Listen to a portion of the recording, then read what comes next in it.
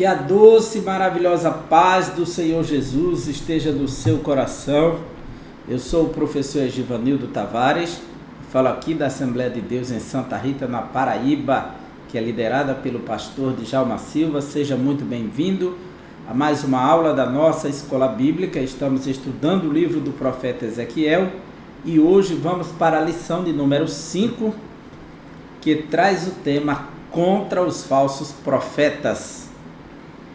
Então, você quer saber o que é um profeta, como se desenvolvia o ministério dos profetas e o que são os falsos profetas e como identificá-los? Então, fica conosco nesta aula.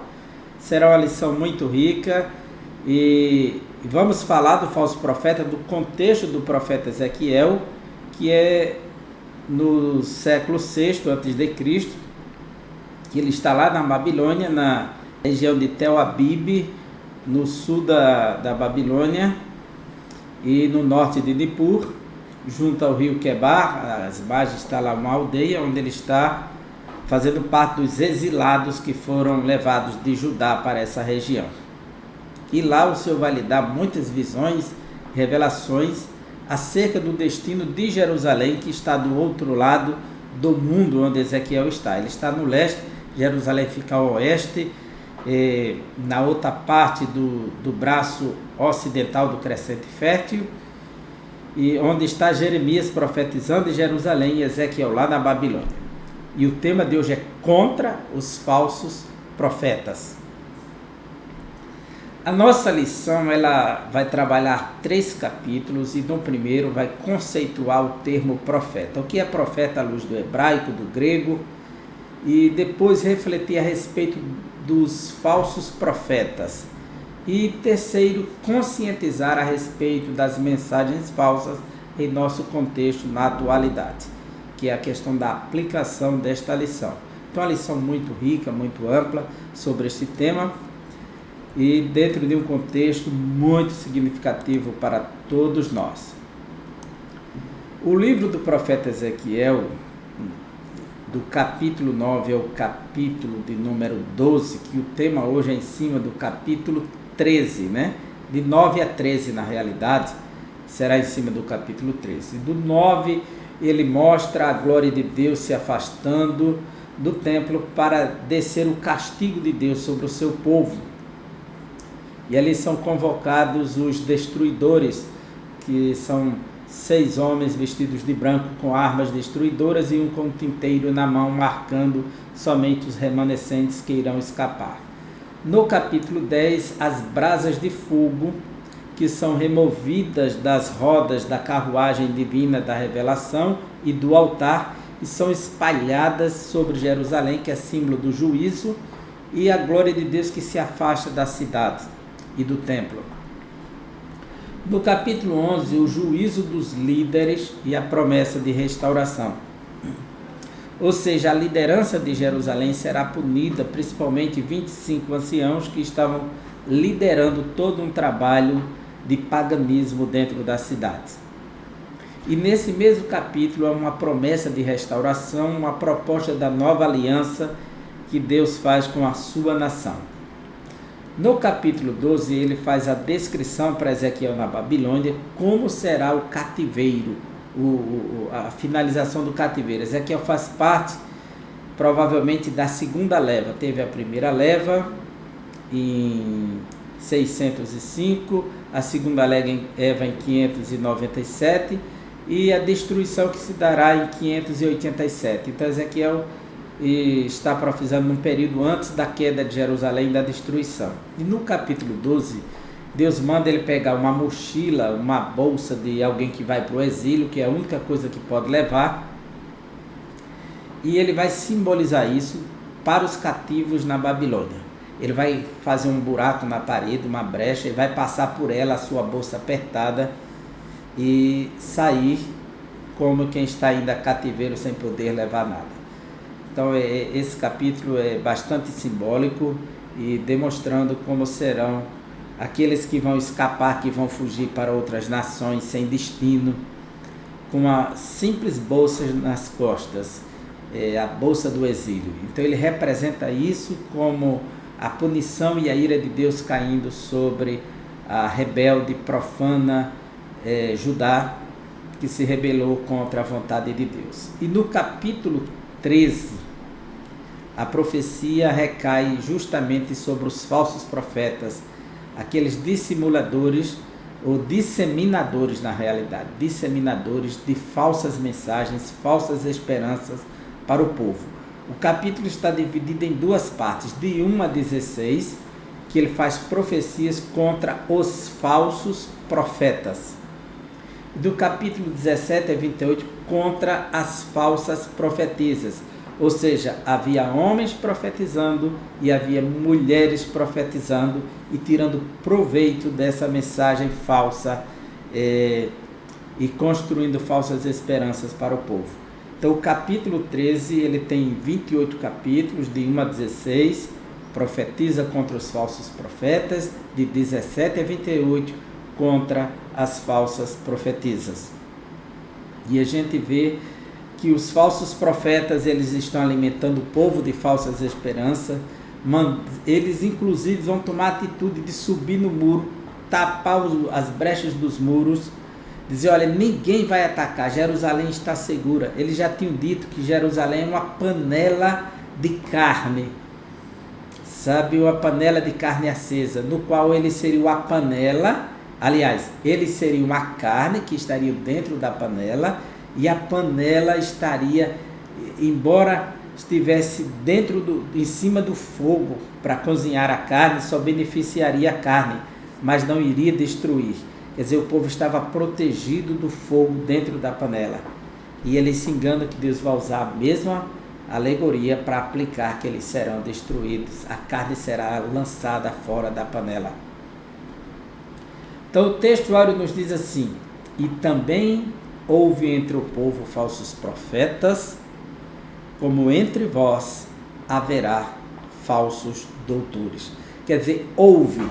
A linguagem de Pedro é em relação ao passado de Israel, que sempre existiu falsos profetas. E agora, como Pedro está escrevendo às igrejas, ele fala de falsos doutores, falsos ensinadores, falsos mestres. Haverá. Houve no passado e haverá.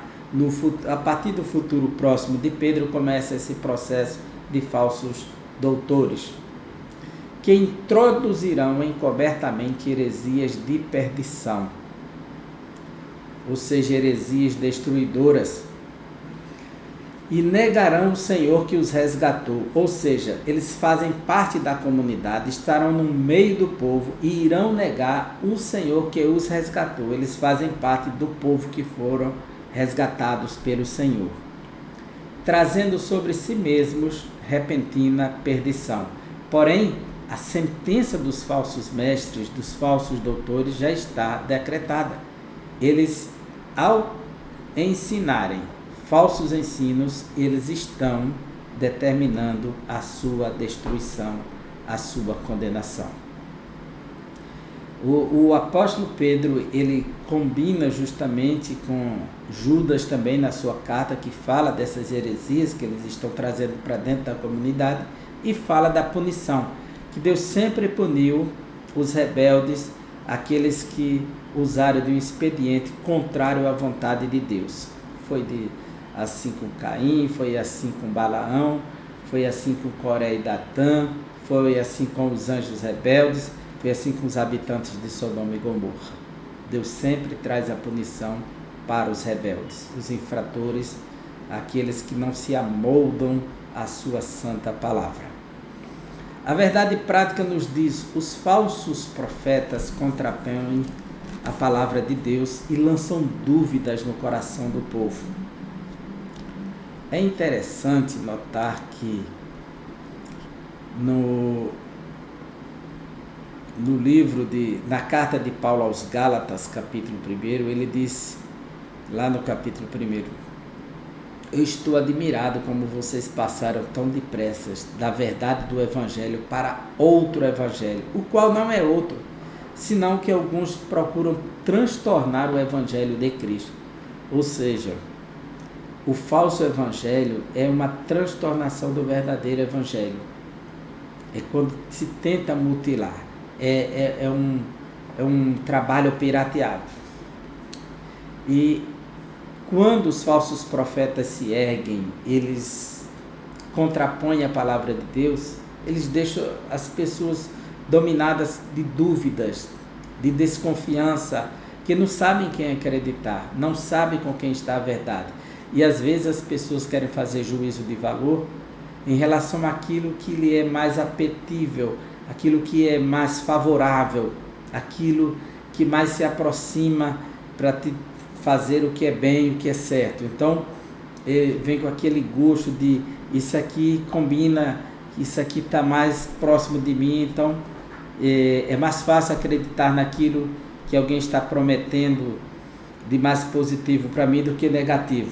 Se você tem um Jeremias e um Ezequiel que está profetizando queda, juízo, punição, e tem alguém que está dizendo que Deus está dizendo que não haverá livramento, haverá vitória, em quem você vai acreditar? Só que o comportamento determina o que Deus vai trazer. A forma como o seu povo se comporta determina o resultado dessa profecia. A nossa introdução nos diz: depois do pronunciamento do juízo divino sobre a cidade de Jerusalém, nos capítulos 8, 9 e 10, com seus príncipes, os líderes, o próprio rei de Judá, o templo de Jerusalém, Ezequiel se dirige agora contra os falsos profetas. Foi um longo e doloroso combate contra esses inimigos de Deus, dos profetas verdadeiros e da nação. É interessante que havia falsos profetas em Jerusalém e havia falsos profetas lá na Babilônia, gerando falsa esperança para o povo. Jeremias 29, ele escreve uma carta por ordem de Deus e reprova os falsos profetas que estão lá na Babilônia enganando o povo. E Ezequiel tem esse enfrentamento também com falsos profetas na Babilônia. O embate é contínuo, ou seja, a Igreja de Cristo ela sempre terá embates, tanto internos quanto externos. Interno com falsos mestres, falsos ensinadores. Externo quando vem de fora para dentro as heresias. O desafio maior para Jeremias na cidade de Jerusalém e para Ezequiel na Babilônia era o fato de esses embusteiros estarem blindados por uma licença religiosa e civil que havia se apostatado. E eles têm, esses falsos profetas, o apoio do príncipe, do governante, de Zedequias, da classe dominante que está apoiando o serviço. Eles são funcionários públicos, estão participando e ganhando alguma vantagem em tudo isso. Então, eles estão profetizando mentiras e como estão ao lado do rei, as pessoas estão confiando. Então, Jeremias está aqui em Jerusalém, travando embates, e Ezequiel lá do outro lado, na Babilônia aqui, olha. Está nesse ponto de batalha aqui contra os falsos mestres, os falsos profetas, os falsos ensinadores. A igreja ela está sempre nesse impacto. O profeta Ezequiel, capítulo 13, versículos 17 e 18, diz assim: Tu, ó filho do homem, põe-te em pé contra as filhas do teu povo, que profetiza de seu coração, profetiza contra elas, quer dizer, profetiza contra as falsas profetisas, quer dizer, a verdadeira profecia contra a falsa profecia. 13, versículo 3, assim diz o Senhor Deus: ai dos profetas loucos que seguem o seu próprio espírito sem nada ter visto. Se profetiza para eles por conta das suas maldades. Sobre os profetas, aqui nós vamos aprender o que é um profeta. Esse capítulo primeiro, ele está dividido aqui em 3 partes, e a primeira delas é o termo profeta, a segunda, outros termos para designar os profetas de Deus, e 3, os falsos profetas. Então vamos lá. A função dos profetas era apresentar Deus ao povo e ensinar a lei. De acordo com o livro do Êxodo, a gente vê que o profeta, ele é um porta-voz de Deus, é um representante legal de Deus, é uma pessoa autorizada a representar o próprio Deus. Deus disse para Moisés: eu te coloquei por Deus e teu irmão por profeta. Ou seja, Arão representava Moisés e Moisés representava Deus. A função do profeta é representar Deus, ser um porta-voz de Deus. Ele tanto tinha essa função de apresentar Deus ou representar Deus, o profeta, quanto de ensinar a lei de Deus ao povo. Os profetas trouxeram a revelação de Deus para o povo. A vontade de Deus foi expressa por meio dos profetas, de tal forma que uma parte das escrituras será chamada os profetas. Jesus não pense que eu vim destruir a lei, ou seja, o Pentateuco, e os profetas, mas vim cumprir. Veio cumprir as escrituras, os profetas. Os sacerdotes apresentavam o povo a Deus, enquanto os profetas apresentavam Deus ao povo. Os falsos profetas, pelo contrário, tinham a função de contrapor os profetas e desencaminhar o povo. Quer dizer, eles vêm com a função de afastar daquilo que Deus está dizendo pelos profetas e dar um desencaminhamento do povo, tirar do caminho, desencaminhar. Então, o termo profeta, o que significa profeta mesmo? Nós temos 3 principais palavras em hebraico para profeta. A primeira dela é Navi ou Nabi, Navi. Por isso que a segunda parte do Antigo Testamento se chama Neviim. Você tem Torá, Neviim. Neviim é o plural de Navi. Navi ou Nabi, Navi. Neviim é plural. Quer dizer, os profetas. E esse termo profeta do Navi, que é uma etimologia ainda muito discutida à luz do hebraico, que vão estudar a língua hebraica, vai buscar a base semântica, as suas origens. E a etimologia é discutida, mas significa porta-voz. Aquele que porta a voz, que está no meio, né? Faz a função de mediar, um orador. Isso pode ser compreendido no relato do chamado de Moisés em Horebe, conforme Êxodo 4, de 10 a 15, que fica descrito ali como Deus coloca Moisés como um porta-voz da sua pessoa e depois dar essa missão a Arão e dar a Moisés a responsabilidade de representar o próprio Deus. Eis que te tenho posto por Deus sobre Faraó, e Arão teu irmão será o teu profeta. Êxodo 7:1. Porém, as 3 palavras principais é Navi, Roé e Rosém. Rosé. Essas 3 palavras vão aparecer no Antigo Testamento em vários textos, mas há um texto em que ela aparece as 3 de uma vez só. Então é interessante ver isso aqui. Está no primeiro livro das Crônicas, capítulo 29, versículo 29, que diz: os atos, pois, do rei Davi, assim os primeiros como os últimos, eis que estão escritos nas Crônicas de Samuel, o vidente, Roé, que é justamente essa palavra aqui, olha, Roé em hebraico, que está aqui, Roé,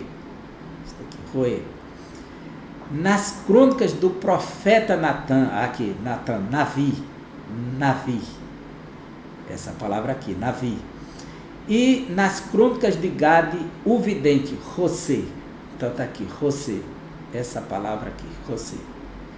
Em um texto só foi colocada as 3 palavras. Vidente é aquele que vê, de forma antecipada, ele tem a visão. Esse é o vidente, o que vê. Aí vem a palavra vidência, né? Hoje esse termo é um tanto negativo para nós no Ocidente, por conta das pessoas se tornaram videntes, ligadas ao espiritismo, ao ocultismo, mas não deixa de ser uma palavra autêntica nas Escrituras, porque os profetas, eles antecipavam o futuro, eles enxergavam as coisas, eles tinham visões de Deus. Daniel era um profeta vidente, ele era o José Daniel era um José, e podia ser o Joé também. José ou Joé. Você veja que só muda a letra aqui, a mudança é muito Joé e José. Mas o sentido é o mesmo, de vidente, aquele que vê, o profeta visionário. Os outros termos para designar os profetas de Deus. Os outros termos, eles especificam as características dos profetas. Há diversos termos usados para os profetas como, primeiro, mensageiro, em 2 Crônicas 36, 15 e 16, é um mensageiro de Deus. Isso é um termo muito comum no Antigo Testamento. Essa palavra mensageiro é malak, que dá origem à palavra anjo em hebraico, malak, né? Malak. E é embaixador, quer dizer, o representante de Deus. Um embaixador é um representante. Servo de Deus, no primeiro livro dos Reis 14 e 18, servo do Senhor, segundo Reis 9 e 7, e homem de Deus, Deuteronômio 33 e 1. Veja quantos títulos para definir o profeta, designar o profeta. É alguém que conduz a mensagem, é o embaixador que representa um país, uma nação, um grupo, né? É um servo de Deus, está a serviço de Deus, é um servo do Senhor, de Yahvé, e é um homem de Deus, ele pertence a Deus. A palavra profeta é de origem grega, profetés, e profetés vem de três palavras gregas: pro, que quer dizer antes, fe, que é a raiz da palavra fe, do verbo femi, falar. Então, profetés é aquele que fala em nome de Deus, é aquele que fala antecipadamente, que só Deus pode designar as coisas antecipadamente. Isso talvez justifique o conceito que mais se popularizou com o passar do tempo, de prever o futuro, revelar algo impossível de se saber por meio de recursos naturais. Só os profetas sabiam disso. A gente vê em 1 Samuel 9,6 como o Saul perde as jumentas de seu pai, está em busca, e só Deus pode revelar o que está oculto, né? Então ele se encontra com o profeta para que Deus revele o que está oculto. Porém, o profeta, ele não só anuncia mensagens que irão acontecer para o futuro. Na realidade, o conceito hebraico, ele dá uma dimensão mais sustentável para essa palavra profeta, porque é um porta-voz de Deus, aquele que anuncia a vontade de Deus. De qualquer forma, por isso que Abraão será chamado de profeta no livro de Gênesis. No Novo Testamento, Jesus disse que Abel era profeta, e tantos outros, sem assumir um ofício profético, era um profeta, porque ele anunciava a vontade de Deus, ele realizava a vontade de Deus. Então existe a profecia imediata, que você anuncia para os seus dias, para os profetas que anunciam, o profeta Elias, Eliseu, profetiza para seus dias, para aquele contexto, chamando, exortando, consolando o rei, confortando. E existe a profecia preditiva, que é a escatológica, para um futuro, seja próximo ou distante. Mas ser profeta não significa alguém que anuncia o futuro, mas alguém que anuncia a vontade de Deus. Esse é o conceito mais ideal para profeta. Ok? Os falsos profetas. Profetizar falsamente era crime em Israel. De acordo com Deuteronômio 13 e Deuteronômio 18, qualquer profeta que falasse ou trouxesse uma visão ou realizasse algo em nome de Deus e não se cumprisse, ele deveria ser morto, ser eliminado do meio do povo de Deus. Havia pena de morte para o falso profeta. Curiosamente, os mesmos termos hebraicos Navi, Joé e José, usados para os profetas do Deus vivo, ou videntes como Samuel e Gade, são aplicados aos falsos profetas, e é o contexto que vai identificar se está tratando de um falso ou de um verdadeiro. Às vezes, quando o sentido não se refere aos profetas legítimos, a Septuaginta, a versão grega do Antigo Testamento, e usa o termo grego pseudos profetas, aí fica mais falso, que pseudos quer dizer falso, mentiroso. Falso profeta ou profeta mentiroso. É a mesma palavra usada pelo apóstolo Pedro em 2 Pedro 2:1, que está no nosso texto áureo. E também houve entre o povo falsos profetas, pseudos profetas. Então esses falsos profetas não é difícil identificar, porque é pela sua mensagem, seu conteúdo, eles existem. O capítulo 2 da lição, ela fala sobre os falsos profetas em Ezequiel. Os dois lados. Que dois lados? Tudo na vida tem seu lado positivo e seu lado negativo. Né? E como há o bem, há também o mal. Como há galardão, há castigo. Como há amigos, há inimigos. Como há bênção, há maldição. Como há verdadeiro, há mentiroso. Como há justo, há injusto. Como há vida, há morte. Como há céu, há inferno. Assim também, como há profetas legítimos enviados por Deus, há falsos profetas provenientes da parte de Satanás. E hoje o número de falsos profetas enganadores que cresce por meio das mídias de massa, nos meios de comunicação, na internet, os falsos profetas no YouTube, nas redes sociais, Instagram, TikTok, entre outros, se proliferam com muita vivacidade. Porque eles estão profetizando o que o povo quer ouvir e estão tirando resultados dessas falsas profetadas, fazendo lucro, né? Então, os falsos profetas existem, mas isso não deve sufocar o profeta verdadeiro. Por quê?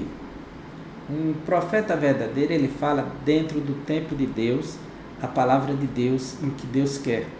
Ele não sai profetizando quando ele quer, em todo o tempo, toda hora. Não. Ele está subjugado à vontade de Deus e do Espírito Santo. A apresentação. De acordo com o verso 2 de Ezequiel 13, eu vou ler 1 e 2, né? E veio a minha palavra do Senhor dizendo: Filho do homem, profetiza contra os profetas de Israel, que são profetizadores, e dizem aos que só profetizam o que vê o seu coração. Ouvi a palavra do Senhor. Os profetas de Israel, a expressão só aparece mais 2 vezes no Antigo Testamento, e somente Ezequiel, o termo profetas de Israel. Então, essa expressão só aparece 2 vezes e, curiosamente, só no profeta Ezequiel, que vai aparecer aqui. Não existe nas escrituras hebraicas uma palavra específica para falso profeta, como tem no grego, pseudos profetas. O termo profeta pode se aplicar a falsos profetas, tanto os de Jerusalém, conforme Jeremias 5:30 a 31, 14 de 13 a 18, quanto aos que estavam entre os exilados na Babilônia, que Jeremias registra no capítulo 29, versículos de 8 a 10 e 21 a 23. E também aos falsos doutrinadores da atualidade, conforme 2 Pedro 3:1. Ezequiel descreve ainda a natureza da atividade profética desses enganadores do povo, os profetizadores. Ezequiel usa um termo aqui, ou que profetizam, ou ainda estão profetizando. Isso se trata de um pleonasmo, uma figura de linguagem que faz uma redundância. Profetizadores, os que profetizam, os que estão profetizando, é uma redundância até certo ponto sarcástica. Ele está ironizando os falsos profetas. Ele denuncia os falsos profetas que profetizam o que vê o seu coração. Não é o que Deus lhe mostrou, não é o que Deus mandou, é o que eles estão vendo pelo seu coração. O desserviço dos falsos profetas, o desserviço dos falsos profetas. Eles são chamados de loucos, em hebraico é Nabal, ser insensato, tolo. Essa é a palavra que está aí. Lembra de Nabal, a esposa de Abigail, né, que o seu nome é louco. O Nabal, ele afronta a Deus, de acordo com o Salmo 74, 22. Ele zomba daqueles que confiam em Deus, conforme o Salmo 39, versículo 8, e não acredita em Deus. O Nabal, Salmo 14, versículo 1, é o ateu, e no 53 e 1. Ezequiel afirma que eles seguem o seu próprio espírito e coisas que não viram. Não se trata de mera tolice, mas de alguém que blasfema contra Deus, que o inimigo afrontou o Senhor e que um povo louco blasfemou o teu nome. Salmo 74 e 18. Veja que esses falsos profetas são homens loucos, insensatos, nabais, as raposas do deserto. Esse quadro é uma metáfora dos chacais em meio às ruínas das cidades. Os chacais, eles invadem a cidade, inclusive no lugar da palavra raposa, outra tradução diz, de fato, chacais. Eu acho que a NVI... E o versículo 4 diz assim: os teus profetas, ó Israel, são como raposas no deserto. Outra vez dizer, chacais no deserto. Isso significa, na verdade, que eles estão sendo chamados de profetas chacais. Essa linguagem é uma demonstração do caráter destrutivo e o perigo que os falsos profetas representam à nação e hoje a Igreja de Cristo. Conforme 2 Coríntios 11, versículos 3 a 4, Paulo diz que eles trazem outro evangelho, outro Espírito e outro Jesus, que não é o verdadeiro. São falsos apóstolos, são mensageiros de Satanás transfigurados em anjos de luz. Jeremias apresenta um duro discurso contra eles em Jerusalém. Esses chacais do deserto que invadem a cidade no meio dos destroços e à procura de alguma coisa para tirar proveito, são esses falsos profetas. Os israelitas caminhavam para a ruína ao passo que eles deveriam se juntar aos profetas de Deus para ajudar a reparar a fenda da casa de Israel. O versículo 5 diz assim: não subistes as brechas, nem reparastes a fenda da casa de Israel, para estardes na peleja no dia do Senhor. Ao invés de fechar, eles estão fugindo da responsabilidade. Sobre a geração das mensagens falsas. Israel já havia experimentado falsos profetas e opositores da obra de Deus, como Zedequias, filho de Canana, no primeiro livro dos Reis, 22, 11 e 12, versículos 24 e 25. Mas a febre da crença em mentiras e em falsas profecias é semelhante ao interesse e à busca com avidez espantosas pelas mensagens falsas na atualidade. E os meios de comunicação potencializaram muito as vozes dos falsos profetas, dos falsos mensageiros, dos enganadores, dos embusteiros que estão no meio das igrejas, no meio do povo de Deus, tirando vantagem, enganando o povo, seduzindo o povo, passando-se por verdadeiros profetas, quando na verdade são mentirosos, enganadores, embusteiros, falsos profetas. O profeta no Antigo Testamento. A palavra profeta, quando se refere aos profetas legítimos, vem sempre acompanhada de um qualificativo que o identifica como tal: mensageiros de Deus. E desprezaram as suas palavras e escarneceram dos profetas, né? Os mensageiros de Deus, e desprezaram as suas palavras, escarneceram dos seus profetas. Quem? O povo de Judá. Desprezaram os mensageiros de Deus. a qual dissera pelo profeta de seu servo Aías, o profeta, pelo ministério de seu servo, o profeta Aías. Então, é um servo do Senhor. A maioria deles era mal vista pelas autoridades corruptas que se apartaram da lei de Moisés. O povo de Deus foi e sempre será destratado pelo mundo, conforme Jesus disse: se o mundo vos aborrece, sabei que primeiro do que a vós me aborreceu a mim. Se vós fosseis do mundo, o mundo amaria o que era seu. Mas porque não sois do mundo, antes eu vos escolhi do mundo, por isso é que o mundo vos aborrece. A igreja experimenta ainda esse desprezo no mundo inteiro. Assim como os verdadeiros profetas de Deus foram rejeitados, os verdadeiros seguidores de Jesus também. É semelhante o processo.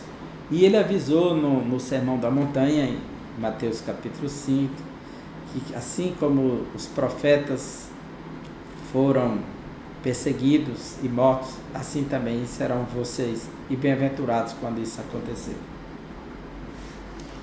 Os portadores de mensagens falsas, conforme os versículos 6 a 8, ele diz assim: veem vaidade e adivinhação mentirosa, os que dizem o Senhor disse, quando o Senhor não os enviou, e fazem o que se espera, o cumprimento da palavra.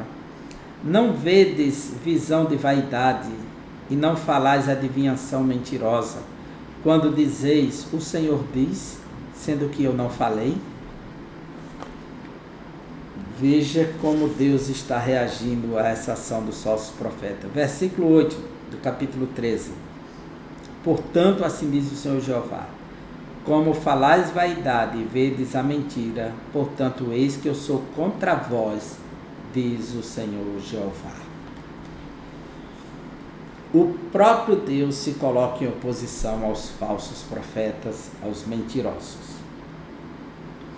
Isso porque eles desencaminhavam o povo com notícias falsas, não somente sobre a verdade de Javé, mas também sobre assuntos políticos, militares e administrativos da nação.